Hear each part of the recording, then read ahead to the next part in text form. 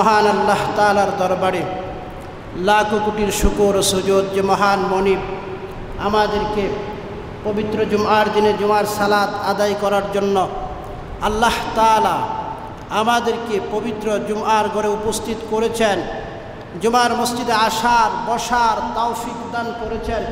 এজন্য মহান মনিবের দরবারে অন্তরস্থল থেকে সমস্ত শক্তি দিয়ে সমস্ত ভালোবাসা উজাড় করে আল্লাহ রাব্বুল আলামিনের দরবারে একবার কালিমাতুশ শুকর আদায় করি। সবাই পড়ে আলহামদুলিল্লাহ। মুহতারাম হাজিরিন, মহান আল্লাহ তাআলা আমাদেরকে এই পৃথিবীতে পাঠিয়েছেন তার ইবাদত করার জন্য।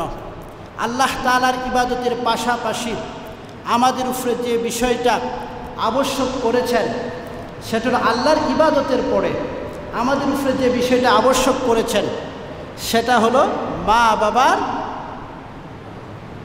সাথে সদ্য ব্যবহার, মা বাবার সাথে ভালো ব্যবহার।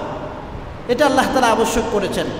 আপনাদের সম্মুখে কোরআনুল কারীম থেকে সূরাতুল বনী ইসরাঈল থেকে যে দুইটা আয়াত তিলাওয়াত করেছি, আল্লাহ রাব্বুল আলামিন যদি তৌফিক দান করেন ইহার উপর কিছু আলোচনা করেই আমরা শেষ করব ইনশাআল্লাহ। ওয়া তৌফিক ইল্লা বিল্লাহ। মুহতারাম হাজিরিন, আল্লাহ রাব্বুল আলামিন কোরআনুল কারীমের মধ্যে বলেন, ওয়াকাদা রাব্বুকা আল্লা তা'বুদু ইল্লা ইয়াহু ওয়া বিল ওয়ালিদাইনি ইহসানা।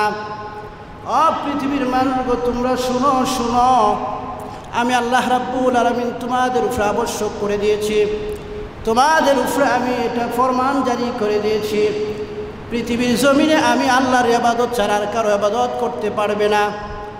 পৃথিবীর জমিনে একমাত্র গোলামি করবে আমার। আমি আল্লাহ রাব্বুল আলামিন তোমাদেরকে বানিয়েছি আমার ইবাদত করার জন্য।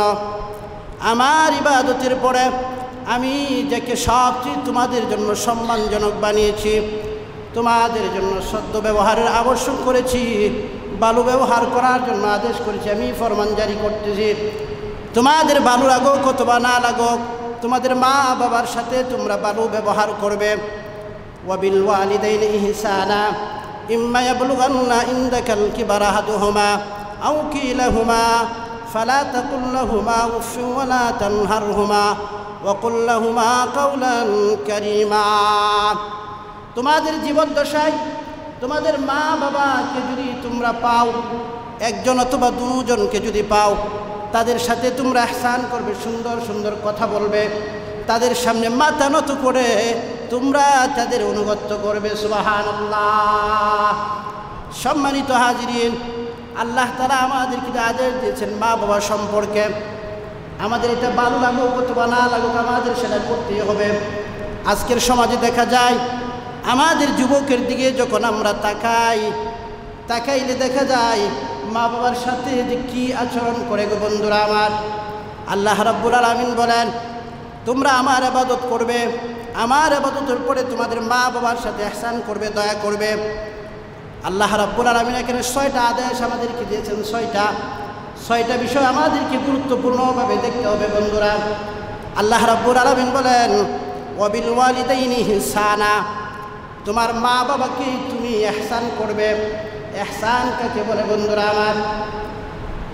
সন্তান যখন পৃথিবীর জমিনে ভূমিষ্ঠ হয়, পৃথিবীর জমিনে আসে, এমন সময়টার মাধ্যমে সন্তান মা বাবার মুখাপেক্ষী থাকে। মা বাবা যদি কিছু খেতে দেয় খেতে পারে, মা বাবা খেতে না দিতে পারলে খেতে পারে না। মা বাবা যদি আদর যত্ন করে আদর যত্ন পায়, আর মা বাবা যে সন্তানকে আদর যত্ন করে মহব্বত করে ভালোবাসে, এটা নিঃস্বার্থে ভালোবাসে। বন্ধুরা আমার, এমন একটা সময় চলে আসে মা বাবার, তারা বৃদ্ধ বয়সে যখন উপনীত হয়ে যায় তখন তারা সন্তানের মুখাপেক্ষী হয়ে যায়। তাদের চাকরিও থাকে না, ব্যবসাও করতে পারে না, হাঁটাচলা বেশি করতে পারে না বন্ধুরা আমার। এমন একটা অবস্থায় যখন তারা উপনীত হয়, ওই সময়ের মধ্যে মা বাবা সন্তানের মুখাপেক্ষী হয়ে যায়। আল্লাহ রাব্বুল আলামিন বলেন, এমন একটা অবস্থার মধ্যে যদি তোমরা তোমার মা বাবাদেরকে পাও বার্ধক্যের মধ্যে, একজনকে অথবা দুজনকে, তাহলে তাদের সাথে তোমরা ইহসান করো। ইহসান হলো আমার মা আমার বাবা আমার কাছে চেয়েছে 10টা টাকা অথবা 100 টাকা। বন্ধুরা আমার, ভালো করে খেয়াল করে শব্দগুলো আমরা শুনি। ইহসান কাকে বলে? বাবা আমাকে কত কষ্ট করে লালন পালন করেছে, সারাদিন না খেয়ে আমাকে খেতে দিয়েছে, সারাদিন পরের বাড়িতে কাজ করে সন্ধ্যায় যখন বাবা বাড়ি ফিরে সন্তানের জন্য বাজারে যখন যায়, বাজার করার জন্য বাজারের ব্যাগগুলো বাবার হাতে থাকে।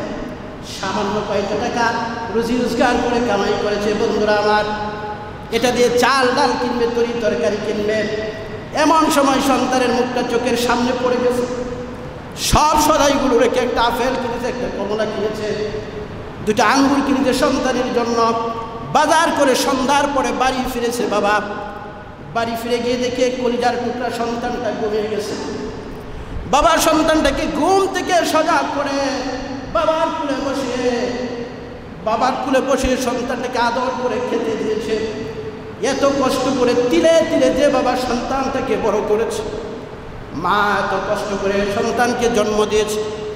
আল্লাহ রাব্বুল আলামিন কোরআনে কারীমের মধ্যে বলেন, ওয়াসাইনাল ইনসানা বিওয়ালিদাইহি হামালাতহু উম্মুহু কুরহা ওয়া ওয়াযাতহু কুরহা ওয়া হামলুহু ওয়া ফিসালুহু 30 শাহরা। আল্লাহু আকবার। বান্দা, তুমি তোমার মাকে এত সম্মান করবে এজন্য, তার প্রতি ইহসান করবে এজন্য, শুনো শুনো, তোমার মা তোমাকে 10 মাস 10 দিন অত্যন্ত গর্বের সাথে ধারণ করেছে, অত্যন্ত কষ্টের সাথে গর্বে ধারণ করেছে। তোমাকে গর্বে ধারণ করতে গিয়ে সাংসারিক কাজকর্ম সারাদিন করছে মা।